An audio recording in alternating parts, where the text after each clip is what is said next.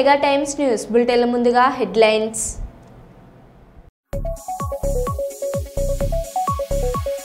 పెద్ద హరివానంలో ఘనంగా జరిగిన గజ్జలింగేశ్వర జాతర.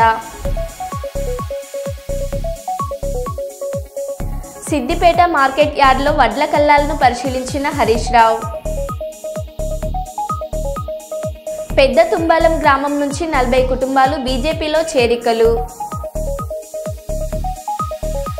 రాబోయే సంస్థాగత ఎన్నికల్లో కాంగ్రెస్ పార్టీ జెండా ఎగురవేయాలి. నియోజకవర్గ ఇన్ఛార్జ్ హనుమన్ల ఝాన్సీరెడ్డి. కర్నూలు నగరంలోని శ్రీకృష్ణదేవరాయ విగ్రహం దగ్గర ధర్నా. చౌక్లో వారం రోజులుగా సిహెచ్ఓల సమ్మెలు. పెండింగ్ బిల్లులు చెల్లించాలి అంటూ హన్మకొండ కలెక్టర్ ప్రావీణ్యతో వాగ్వాదానికి దిగిన నైడిగూడ గ్రామ మాజీ సర్పంచ్ రవీంద్రరావు.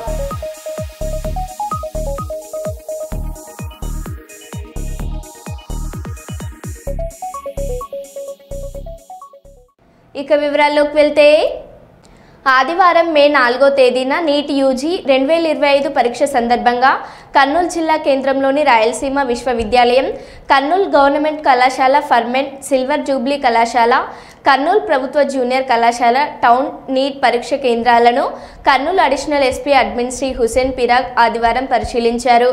ఈ సందర్భంగా additional SP admin Hussain Peera మాట్లాడారు.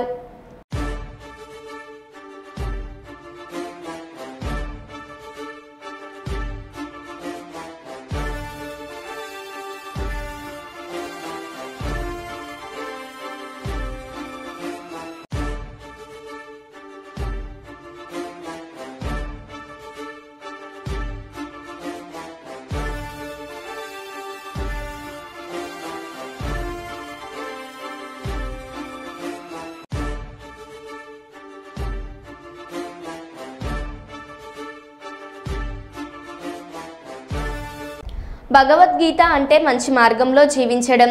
డాక్టర్ శంకర్ శర్మ చిన్మయ మిషన్ ఆధ్వర్యంలో 18వ చిన్మయ బాలల వేసవి సంస్కార సాధన శిబిరాన్ని కర్నూలుకు చెందిన ప్రముఖ గ్యాస్ట్రోఎంట్రాలజీ వైద్యులు శంకర్ శర్మ ప్రారంభించారు. నగరంలోని వెంకటరమణ కాలనీలోని చిన్మయ మిషన్లో ఈ కార్యక్రమాన్ని గత 18 సంవత్సరాల నుంచి నిర్వహిస్తున్నారు.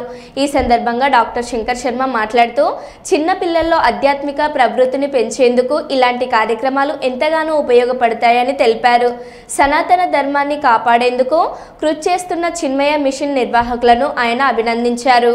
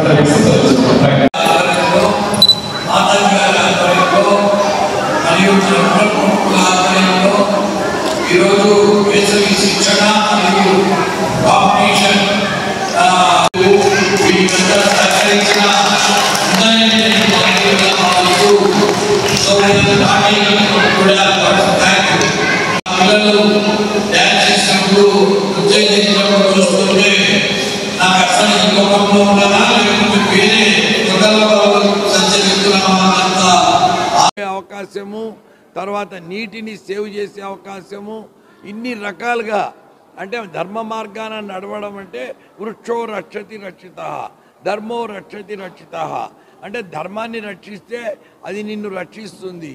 టోటల్ మానవ జాతికే ఇది భగవద్గీత అనేది ఒక దిశా నిర్దేశం చేసిన మహా కావ్యము. అంటే ఒక గొప్ప విషయం. భగవద్గీత నేర్చుకున్నారు, భగవద్గీత శ్లోకాలు ఉచ్చరిస్తున్నారు అంటేనే వాళ్ళు చాలా ఎన్లైటన్మెంట్ అంటే వాళ్ళకి జరిగినట్టు. ఎందుకంటే హరి ఓం ఆ భగవద్గీత మానవ జాతి ఉన్నన్నాళ్ళు, మానవ జాతికి మొత్తం యూనివర్స్ను కూడా ఈ కాస్మోస్ ఈ విశ్వానిలో ఉండే సీక్రెట్స్ కూడా భగవద్గీత ద్వారా అర్థం చేసుకోవచ్చు. ఎందుకంటే నేను చాలాసార్లు గమనించాను, ఎందుకంటే ఒక మాతాజీగా ఒక సన్యాసినిగా. బట్ స్వామి చిన్మయానంద మహారాజు వారి యొక్క ముఖ్యమైనటువంటి ఉద్దేశం ఏంటంటే ఏమంటారంటే ఈనాటి బాలురే రేపటి పౌరులు, ఎందుకంటే మొక్కే వంగనేది మౌనే వంగన అంటారు. కాబట్టి చిన్నపిల్లల్లో ఆధ్యాత్మిక తత్వాన్ని, భగవద్గీత అంటే ఏమిటి, ఆ ఫౌండేషన్ అనేటటువంటిది చాలా స్పష్టంగా క్లారిటీగా నేర్పించేటటువంటి అవకాశాన్ని, అలాగే మనం రాయలసీమలో పుట్టాం కాబట్టి వేమన పద్యాలు, భాగవత పద్యాలు, తెలుగు మనం బాగా చదవాలి, మాట్లాడాలి. ఇప్పుడున్నటువంటి పరిస్థితుల్లో తెలుగు ఎవ్వరు కూడా సరిగ్గా నేర్చుకోవట్లేదు. కాబట్టి పద్యాలంటే కూడా తెలుగు మాట్లాడమే రావట్లేదు, ఇంక పద్యాలు ఏం పడతారు.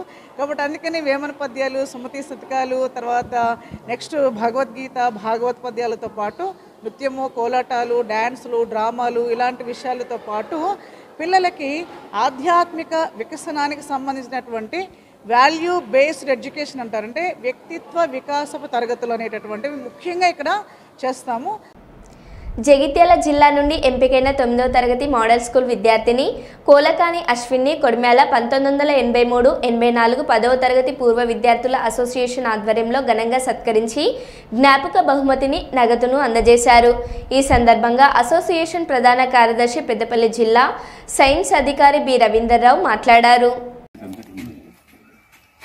ఓకే రైట్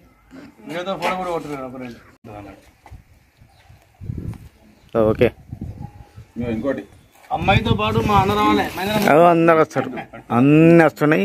నువ్వు సెలెక్ట్ చేసుకొని నువ్వు ఫోటోలు తీసుకో. మెల్ల మెల్ల ఓకే ఓకే ఓకే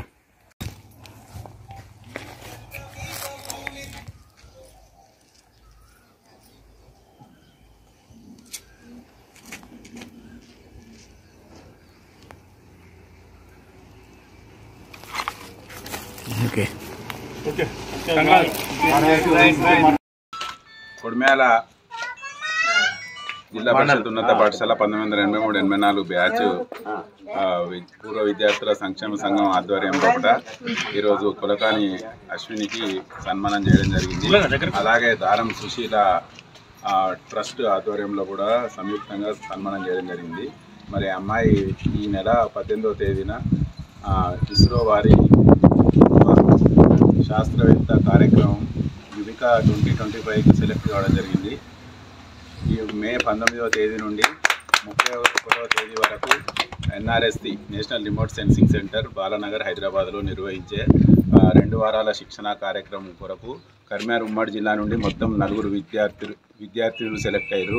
జిల్లా పరిషత్ ఉన్నత పాఠశాల రాగినీడు నుండి 2 అమ్మాయిలు, అలాగే జిల్లా పరిషత్ ఉన్నత పాఠశాల కన్నార్ నుండి తోడేటి సాయి వర్షిత, టీజీఎంఎస్ కొడిమ్యాల నుండి కొలకాని అశ్విని, ఈ 4 కూడా 9వ తరగతి చదువుతున్న ప్రస్తుతం 9వ తరగతి చదువుతున్న విద్యార్థినులే.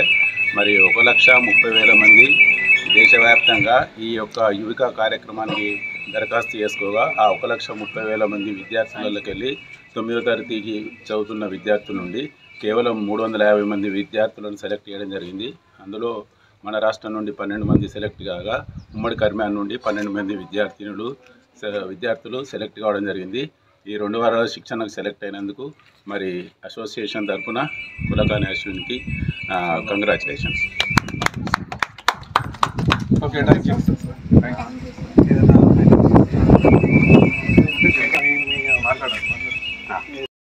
వైద్య ఆరోగ్య శాఖలోని ఎన్హెచ్ఎం కింద సిహెచ్ఓలుగా పనిచేస్తున్న గత 2 సంవత్సరాలుగా జీతభత్యాల విషయంలో ఎన్నో సమస్యలను ఎదుర్కొంటున్నాం. దీనికి సంబంధించి మా న్యాయమైన డిమాండ్ల సాధన కోసం ఏపీఎంసీఏ దశల వారీగా చేపట్టిన నిరసన కార్యక్రమంలో భాగంగా ఈ నెల 24-25వ తేదీన విజయవాడ నడిబొడ్డున రాష్ట్ర వ్యాప్తంగా ఉన్న సిహెచ్ఓస్ అందరూ మహాధర్నా చేసినప్పటికీ ప్రభుత్వం నుండి ఎలాంటి స్పందన లేకపోవడంతో నిరవధిక సమ్మె 3వ రోజు జిల్లా కేంద్రంలో కార్యక్రమం చేయడం జరిగింది. వైద్య ఆరోగ్య శాఖలోని ఎన్హెచ్ఎం కింద సిహెచ్ఓలుగా పనిచేస్తున్న గత 2 సంవత్సరాలుగా జీతభత్యాల విషయంలో ఎన్నో సమస్యలు ఎదుర్కొంటున్నామని, దీనికి సంబంధించి మా న్యాయమైన డిమాండ్ల సాధన కోసం చేపట్టిన శాంతియుతమైన నిరసన కార్యక్రమంలో భాగంగా ఈరోజు మా జిల్లా పరిధిలో సిహెచ్ఓలు అందరూ ధర్నా కార్యక్రమం చేయడం జరిగింది. వాళ్ళకు సంఘీభావం తెలపడానికి, వాళ్ళకు సపోర్ట్గా ఉండడానికి ఈరోజు మేము వచ్చాము. కాంగ్రెస్ పార్టీ తరఫున వాళ్ళకు అండగా ఉంటామని చెప్పి ఈ సందర్భంగా తెలియజేస్తున్నాం. కాకపోతే ఈరోజు మంత్రి గారు మాట్లాడుతూ మీరు తమ విధుల్లోకి వెళ్ళండి, లేకుంటే మీ విధుల నుంచి తొలగిస్తామని చెప్పడం కూడా చాలా దురదృష్టకరమైన విషయము, చాలా విచారకరమైన విషయము. వీళ్ళని బెదిరిస్తున్నారా ఏంటి? మీరు వర్కర్సు వారం రోజుల నుంచి తన ప్రాణాలను పణంగా పెట్టి ప్రజల ప్రాణాలని ధ్యేయంగా పనిచేస్తుంటే వాళ్ళని బెదిరిస్తారా? ఇన్సెంటివ్ అడిగితే తప్ప, జీతాల్లో పెంపు అడిగితే తప్ప, మీరు 6 సంవత్సరాల క్రితం ఇచ్చిన జీతాలు ఇంతవరకు అవే ఉన్నాయా? పెట్రోల్ ధరలు పెరగట్లేదా? నిత్యావసర ధరలు పెరగట్లేదా అని కూడా ఈ సందర్భంగా అర్థించుకున్నాం. దయచేసి వీళ్ళ సమస్యలు పరిష్కారం చేయండి. ప్రభుత్వాలు మొండి వైఖరి అవలంబించడం మంచిది కాదు. చాలా చిన్న స్థాయి వ్యక్తులు, వాళ్ళు ప్రజల కోసం పనిచేస్తున్నారు.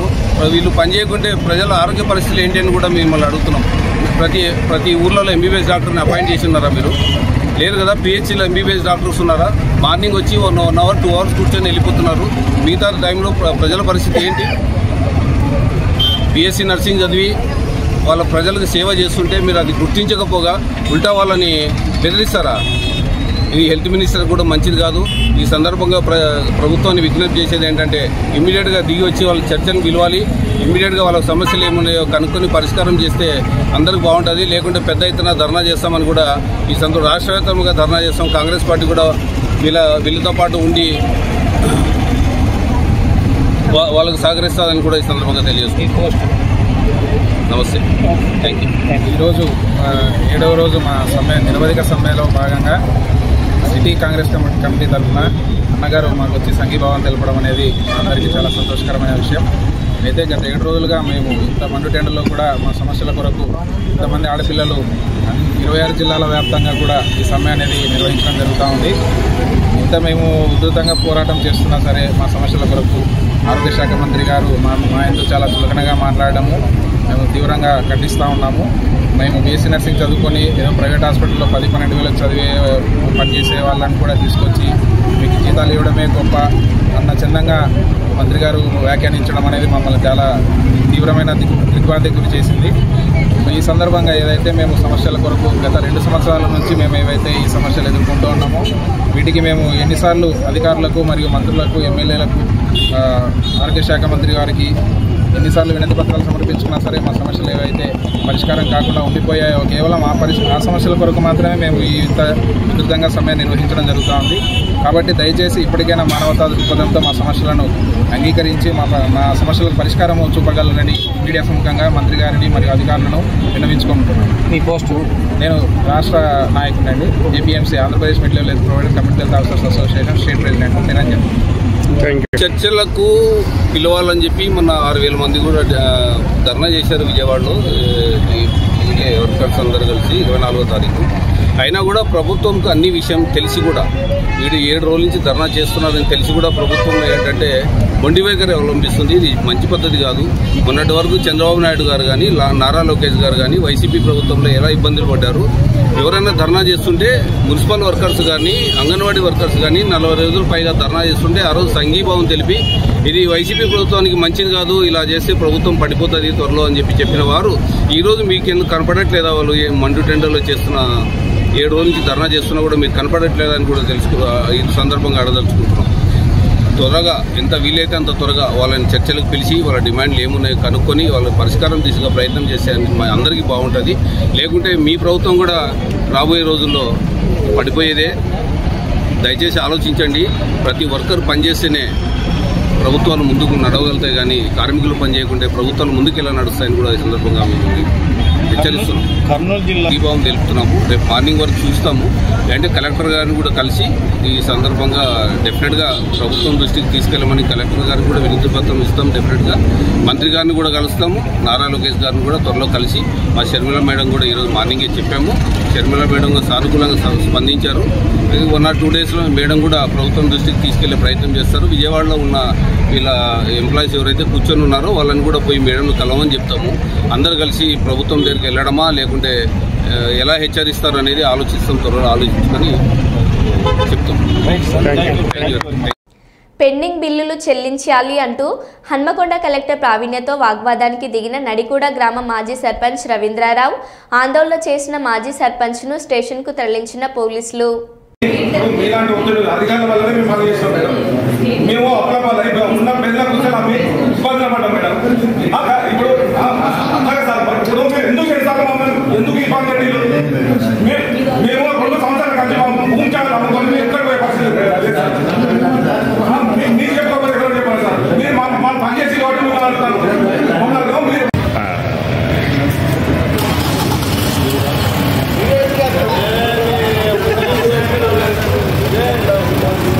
ఉప ముఖ్యమంత్రి పవన్ కళ్యాణ్ ముస్లింల గురించి మాట్లాడిన వ్యాఖ్యలను వైసీపీ నాయకులు వక్రీకరించి మాట్లాడుతున్నారని జనసేన మైనార్టీ నాయకులు కర్నూలులో అన్నారు. పహల్గాం ఉగ్రదాడి సందర్భంగా ఉప ముఖ్యమంత్రి మాట్లాడుతూ దాడికి పాల్పడిన వారందరూ ముస్లింలని చెప్పగా వైసీపీ నాయకులు దాన్ని తప్పుడు ప్రచారం చేస్తూ ముస్లింలను తప్పుదోవ పట్టిస్తున్నారని హౌస్ కమిటీ రాష్ట్ర డైరెక్టర్ షేక్ మిర్జా బేగ్ తెలిపారు. పవన్ కళ్యాణ్కు అన్ని మతాలపై గౌరవం ఉందని, ఎవరని తక్కువ చేసి మాట్లాడరని ఆయన తెలిపారు. ముస్లిం సమాజంపై అభిమానం ఉన్నందుకే కర్నూలులోని రోజా దర్గాకు పవన్ కళ్యాణ్ 5 లక్షల రూపాయల విరాళం ఇచ్చారని తెలిపారు. మనం చర్చించుకోవాల్సిన ముఖ్యమైన అంశం ఈరోజు సోషల్ మీడియాలో పవన్ కళ్యాణ్ గారి పైన చాలా దుష్ప్రచారం చేస్తూ ముస్లిం సమాజానికి దూరం చేయాలని చెప్పి ఒక కంకణం కట్టుకున్న వైసీపీ మూకలు ఏ విధంగా ఆయన పైన ఒక తప్పుడు ప్రచారాన్ని ఈరోజు సోషల్ మీడియా ద్వారా వాళ్ళు చేస్తున్న ప్రచారాన్ని ఈరోజు తిప్పికొట్టడానికి మీ అందరి ముందుకు వచ్చాను. క్లియర్గా పవన్ కళ్యాణ్ గారు ఇక్కడ ఒక మాట చెప్తున్నారు. ఏమంటున్నారంటే ఇది ముస్లింలకు చెందింది కాదు, ముస్లింలు దీంట్లో ఏ విధంగా పాలు పంచుకోలేదనే ఒక పాయింట్ చెప్తూనే ఎవరైతే తీవ్రవాదులు అటాక్ చేశారో వాళ్ళు ఇస్లాం ప్రాక్టీస్ చేస్తారని చెప్పారు తప్ప ఆ తీవ్రవాదుల్ని సంబోధించి ఆయన చెప్పిన మాట తప్ప మొత్తం యావత్ ముస్లిం ప్రపంచంలో ఉన్న ముస్లింలందరినీ దీన్ని ఆపాదించాలని చెప్పి ముస్లింల పైన ఈ ముద్రని కంకణం కట్టుకోవాలి. వైసీపీ దుష్ప్రచారంలో భాగంగా ఈ విధంగా ఈ చెప్పిన మాటల్ని వక్రీకరించి ఏ విధంగా వీళ్ళు దుష్ప్రచారం చేస్తున్నారో మనం అందరం క్లియర్గా చూడొచ్చు. ఇస్లాంని నేను ఎక్కడ బ్లేమ్ చేయట్లేదని క్లియర్గా ఆయన అంత స్పష్టంగా చెప్తున్న తర్వాత కూడా ఇంత క్లియర్గా ముస్లింల పైన ఒక స్టాండ్ తీసుకొని పవన్ కళ్యాణ్ గారు ఇంత మాట చెప్తున్నప్పుడు కూడా ముస్లింలకు ఒక్కడైనా రోడ్డు మీదకి వచ్చాడా? ఏ రోజైనా ఎవడైనా మాట్లాడా?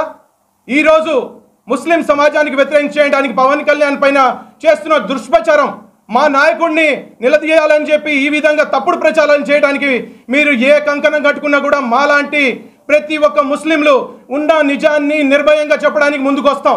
ఎందుకంటే ఈరోజు ఏ విధంగా ఈ సిఏఎన్ఆర్సీతో పాటు ఏ ట్రిపుల్ తలాక్ పైన వచ్చిన అంశం పైన కూడా వైసీపీ వాళ్ళు ఎంత దారుణంగా ప్రవర్తించారు. ఆ రోజు వాళ్ళు చేస్తే రైటు, ఈరోజు మన ఆంధ్ర రాష్ట్ర భవిష్యత్తు కోసం ఈరోజు వక్ఫ్ బోర్డ్ బిల్లుకి టీడీపీ, జనసేన, బీజేపీ మద్దతు చెప్పిందని చెప్పి దానిపైన ఎలా ఈయనని కారణం చేయాలి, జనసేన పార్టీ అధ్యక్షుడు పవన్ కళ్యాణ్ పైన ఎలా బురద చల్లాలని చెప్పి కంకణ కట్టుకొని ఒక మాట చెప్పినందుకు దేశం కోసం నిలబడటానికి ఏకైక ఈరోజు ఎవడైనా ఉన్నాడంటే పవన్ కళ్యాణ్ గారు ఎంత ముందుకెళ్తున్నాడు. లేని టైటిల్ పెట్టి 100% ముస్లింలు ఉగ్రవాదులు అని చెప్పిన వైసీపీ బ్లోగస్ ప్రచారంలో భాగంగా ఇంత దారుణంగా ప్రవర్తిస్తున్నారు. అయ్యా జగన్మోహన్ రెడ్డి గారు, మీకు సంబంధించిన మీ నాయకులు ఈరోజు ఇంత దారుణంగా ప్రవర్తిస్తున్నారే, మరి మీ సమాజంలో జరుగుతున్న అన్యాయానికి కూడా మీరు నిలబడని పరిస్థితి ఉంది. సొంత మీ చెల్లి రోడ్డు మీదకి వచ్చి ఏ మతానికి మీరు చెందారో ఆ మతానికి మీరు నిలబట్టలేదని చెప్పి చెంబర్ గారు వచ్చి మన ఏ దర్గాది రోజ్ దర్గాకి పవన్ కళ్యాణ్ గారు ఇచ్చిన చెక్ మనం అందజేయడం జరిగింది. పాత్రికేయ మిత్రులందరికీ నా హృదయపూర్వక నమస్కారాలు. ఈరోజు రాష్ట్రంలో ఇంత దారుణమైన పరిస్థితులకు దారితీసిందంటే ఈ వైసీపీ పార్టీ కానివ్వండి, ఈ కూటమి ప్రభుత్వాన్ని విచ్ఛిన్నం చేయాలి, వీళ్ళ మధ్యలో గొడవలు సృష్టించాలి. అలా కాకపోతే మతతత్వ గొడవలైన ఒక మతాన్ని ఇంకో మతం పైకి ఎగదోసైన మతతత్వ రాజకీయాలు చేయాలి అన్న ఏకైక ఉద్దేశంతో ఉన్నారు. ఆయన ఏం చెప్పారు? ఉగ్రవాదులు ముస్లింలు. ఏ ఉగ్రవాదులు? కాశ్మీర్లో కాల్పులు చేసిన ఉగ్రవాదులు ముస్లింని ప్రాక్టీస్ చేస్తారు, ఇస్లాంని ఆచరిస్తారు. కాబట్టి అక్కడ ఉన్నటువంటి ఉగ్రవాదులు వాళ్ళు ముస్లింలు అన్నారు కానీ ఇస్లాంని ఆచరించే ప్రతి ఒక్క ముస్లిం కూడా ఉగ్రవాది అనేసి ఎక్కడ కూడా చెప్పలేదు. అక్కడ చంపింది కాశ్మీర్ కాల్పుల్లో పాల్గొంది ఉగ్రవాదులు, వాళ్ళు ముస్లింలు అన్నారు. వాస్తవంగా చెప్పారు. ఇంకొకటి కూడా, అక్కడ 26 మంది చనిపోతే దాంట్లో ఒక ముస్లిం చనిపోయారు.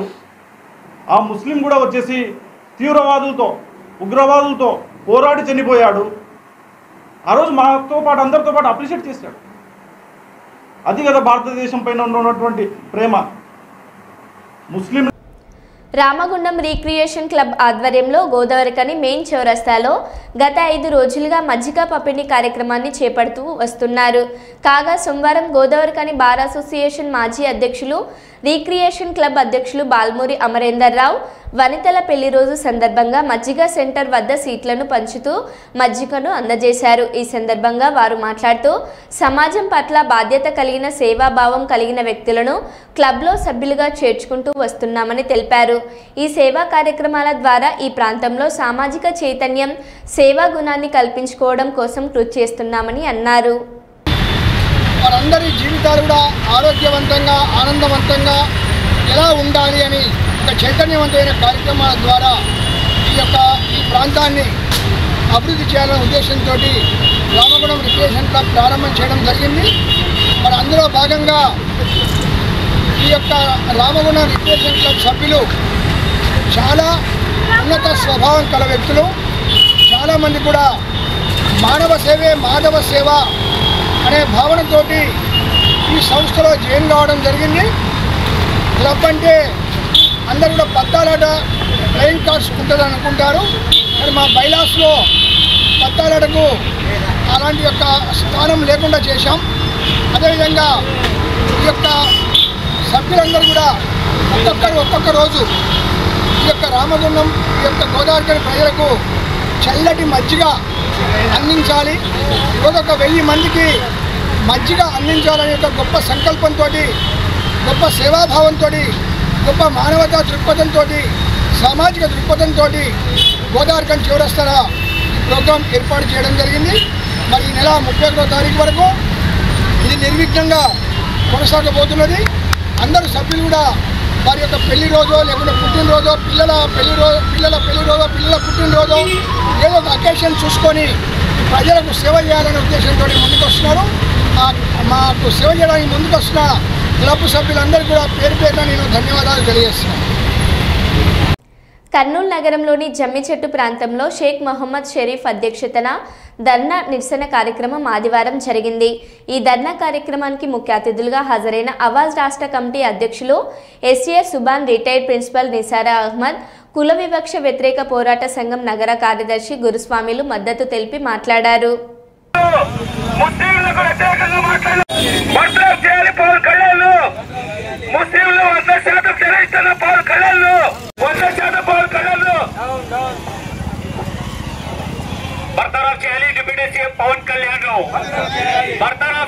మన ఆంధ్రప్రదేశ్ డిప్యూటీ సీఎం అయినటువంటి పవన్ కళ్యాణ్ గారు మొన్న మీడియాలో మాట్లాడుతూ ముస్లిమ్స్ అందరూ టెర్రరిస్టులు, దేశవ్యాప్తంగా ఉన్న వాళ్ళు 10% కూడా వాళ్ళందరూ కూడా టెర్రరిస్టులే, ఇక రెండో ఆప్షన్ లేదు, రెండో కోణం ఆలోచించాల్సిన పని లేదు, డైరెక్ట్గా చెప్పేయాల్సిందే.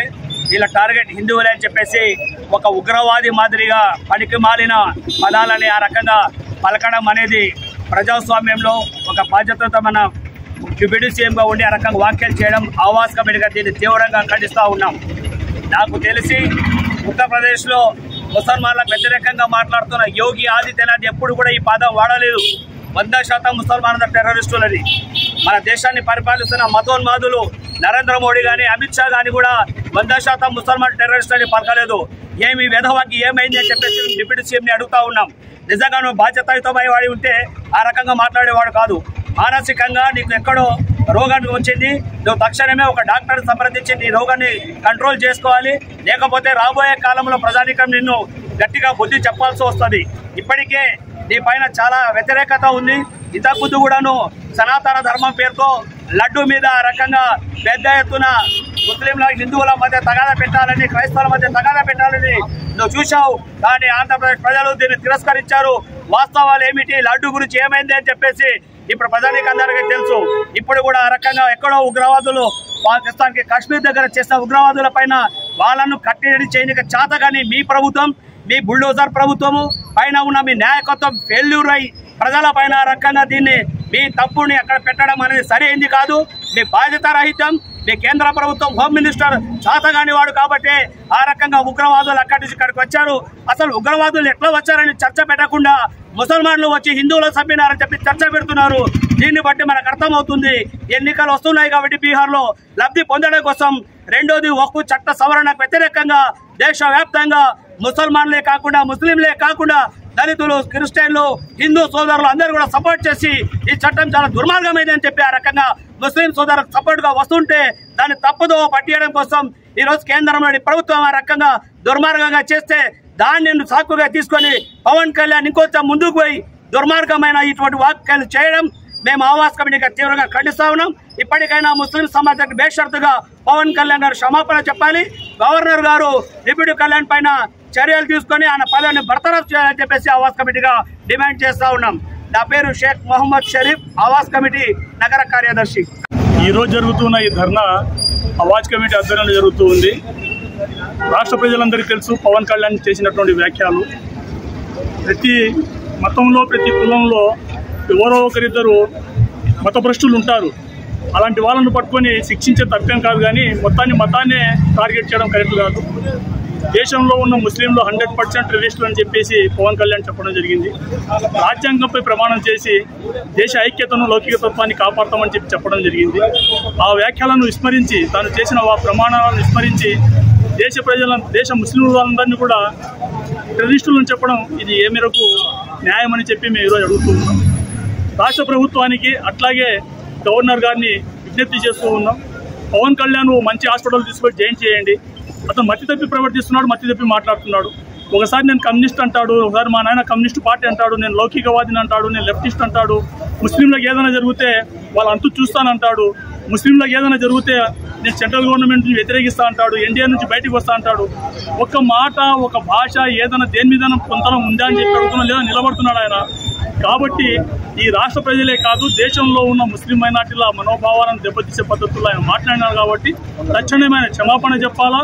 ఆయన అలా చెప్పకపోతే రాజ్యాంగాన్ని భ్రష్టు పట్టించే భాగంలో ఇది ఒక ప్రయత్నం అని చెప్పేసి మేము అనుకోవాల్సి వస్తుంది. అట్లాగే టెర్రరిస్టులను అరెస్ట్ చేయడం కానీ, శిక్షించడం కానీ ఏ ముస్లిం అయినా వద్దన్నాడా, ఏ భారతీయుడైనా వద్దన్నాడా? అదే కాదు, అది హిందువుల్లో ఉన్న, ముస్లింలో ఉన్న, ఎవరిని ఉన్నా ఒక ఇంకో మనిషిని చంపడం రాక్షసత్వం. ఆ రాక్షసత్వానికి ముస్లిం సమాజం వ్యతిరేకం, ఆవాజ్ కమిటీ మరింత ఎక్కువ వ్యతిరేకం. కాబట్టి మొన్నటికి మొన్న ఈ జరిగినటువంటి అల్లర్లను ఆధారం చేసుకొని, బలగాంతో జరిగినటువంటి టెర్రరిజాన్ని ఆధారం చేసుకొని బెంగాల్లో ఒక బాత్రూంలో పాకిస్తాన్ జెండా కనిపించి పాకిస్తాన్ జిందాబాద్, హిందుస్థాన్ ముర్దాబాద్ అని చెప్పి రాసినారు. పోలీస్ డిపార్ట్మెంట్ వాళ్ళు దాని మీద ఎంక్వైరీ చేస్తే దొరికింది ఎవరు?